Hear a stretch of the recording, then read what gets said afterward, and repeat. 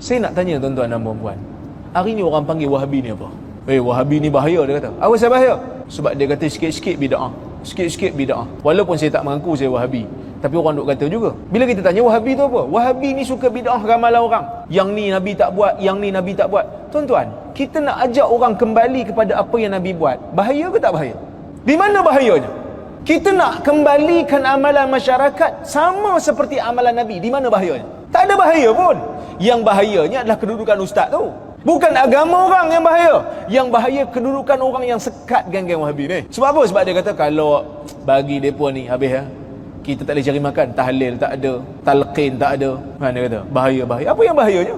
Tak bahaya apa pun. Bahaya pada pendapatan kamu, bukan bahaya pada agama orang. Ini bukan tuduhan yang baru. Pokoknya Syekh Al-Hadi dituduh Wahabi zaman tu. Memang Hamka dituduh Wahabi. Dan inilah kata Hamka bila habis perkakas hujah, digunakan perkakas fitnah, kata Hamka. Cuma Hamka dia jawab, dia defend Wahabi tu. Salah ke hujah dia? Hujah dia betul tapi dia Wahabi. Kerana itulah kadar pengetahuan yang dia ada. Tak kunut Wahabi. Majoriti umat Islam dalam dunia ni, macam saya kata, tak kunut. Bismillah pelan. Oh, Wahabi. Mazhab Malik bukan kata bismillah pelan. Tak payah bismillah langsung, makruh. Mazhab Hanbali, bismillah pelan. Hanafi, bismillah pelan. Syafi'i, bismillah kuat. Dia kira hak mana dia tak pernah tengok, Wahabi. Tuhan ada atas arasy, jadi dia jadi Wahabi. Yang ada sebagai ustaz-ustaz ni, dia tak Ar-Rahmanu ala arsy istawa, istiwa di atas arasy. Dia tak bagikan satu tafsiran dengan bagaimana layak dengan kebesaran Tuhan. Sekarang ni bila orang sebut soal Wahabi di kalangan masyarakat kita umum, melihat pertama tak baca qunut, kedua bismillahnya perlahan, ketiga tiada bacaan Yasin malam Jumaat, keempat tiada talqin di kuburan, kelima tiada majlis tahlil, keenam tiada sambutan Maulidur Rasul, dan beberapa hal. Ada pula pihak ni, jadi Wahabi ni semua ISIS. ISIS adalah terorisme. Mereka ini pemikiran dia habis. Dia kata pasal ISIS tu duk baca buku-buku tulisan Ibnu Taimiyah, tulisan Muhammad bin Abdul Wahab tu, Abu Bakar Al-Baghdadi. Dia baca Quran juga, takkan Quran tu salah? Quran tak salah. Yang salah tu dia.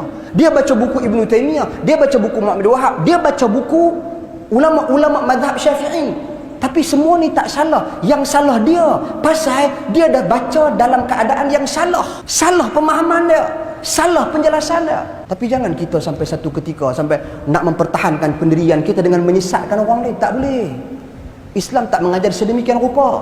Sebab tu seruan yang terbaik pada hari ini adalah seruan berbalik kepada Quran dan Sunnah. Berasaskan apa? Bukan literal, bukan buka Quran, buka hadis. Lagu ni kita beramai, jom. Tak. Quran dan Sunnah kita nak kena faham. Siapa yang paling faham tentang Quran dan Sunnah? Nombor satu, sahabat Nabi. Ustaz nak ikut sahabat Nabi macam mana? Tengok ulama-ulama yang ajak kita ikut sahabat Nabi.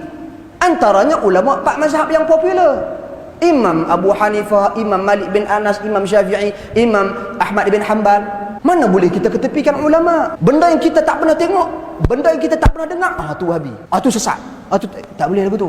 Dia ni Wahabi. Tuan-tuan, Wahabi dalam negara ni siapa? Wahabi dalam negara ni orang yang baca hadis sahih, Wahabi. Orang yang bantah hadis palsu, Wahabi. Saya kena. Sampai saya kata sebenarnya Wahabi ni nampak macam bagus. Sebab dia promosi hadis yang sahih kat orang. Promosi ibadat Nabi kat orang. Lantaklah Wahabi pun Wahabi lah. Yang penting kita buat apa yang Nabi tunjuk. Saddidu. Jadikan amalan kamu amalan yang tepat dengan kehendak Nabi. Dengan apa yang Nabi tunjuk. Biarlah ramai orang tak buat. Ikut jalan kebenaran. Jangan kamu terpengaruh dengan ramainya golongan-golongan yang menyelisihi kebenaran. Biar kita minoriti tak apa. Yang penting kita ada sandaran. Yang penting kita ada hadis yang kita berpaut. Jangan percaya yang kata haram semua ni sebab dia orang tu Wahabi belaka. Belajar dengan Google.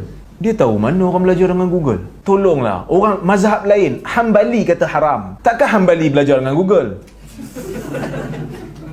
Jangan cemarkan mulut kita dengan benda yang kita tak tahu. Dia pun nak kaitkan dengan Al-Qaeda. Usama bin Laden itu berasal daripada Saudi. Saudi ni bermanhajkan Wahabi, Salafi. Maka semua yang keluar daripada Saudi ini, mereka adalah jihadi. Geng-geng duk bom orang sana sini, teroris dan sebagainya.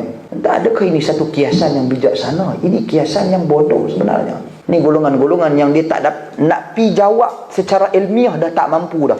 Jadi kaedah dan cara yang mereka gunakan pada hari ini adalah labeling. Jadi ini saya nak bagi tahu kepada golongan yang duk sebar menggunakan pihak-pihak tertentu menyebarkan fitnah ini di dalam masyarakat, sehingga terbentuk nama buruk bagi perkataan salaf itu sendiri. Sedangkan salaf ini dia merujuk kepada siapa?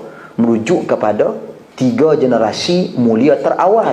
Dia mengajak orang ikut Al-Quran dan Sunnah, ikut Nabi. Sebab ada pihak-pihak, saya tengok akhir-akhir ini makin bersilap mereka, takut sungguh dengan cara berfikir Salafi yang menyeru manusia kepada Al-Quran dan Sunnah. Sedangkan Salafi itu merupakan jalan yang paling selamat, yang mana diridai Allah Subhanahu wa taala, diridai Rasulnya sallallahu alaihi wasallam, yang diikuti jalannya oleh sekalian para ulama-ulama yang cintakan Al-Quran dan juga As-Sunnah.